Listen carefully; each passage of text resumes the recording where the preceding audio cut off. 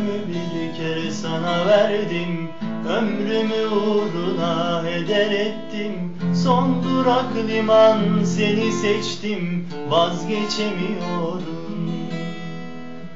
Gururu kibir evde bıraktım, en yalın halimle sana aktım. Gözlerime bir kere ışık yaktın, vazgeçemiyorum.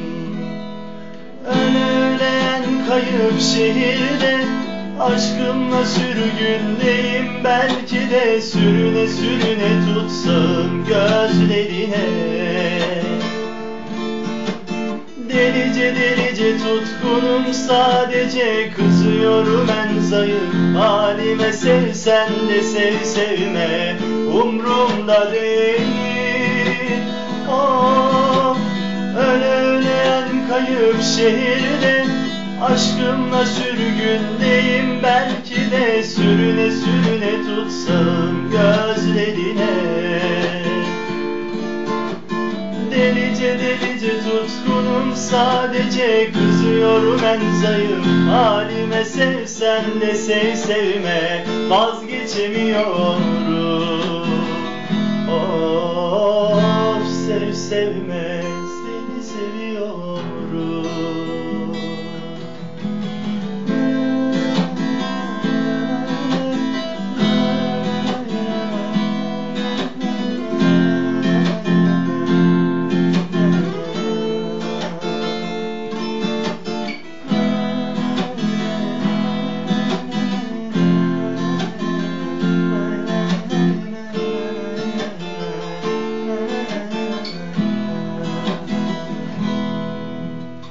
Gözlerin doluyor gecelerde, en yalın en küçük hecelerde. Dilimin ucuna geldiğinde söyleyemiyorum. Zaman öyle akıp gidiyorken, sana deli yüreğim biliyorken, şeytan diyor ki dök dilinden, söyleyemiyorum. Ölen kayıp şehirde, aşkımla sürgündeyim. Belki de sürüne sürüne tutsam gözlerine.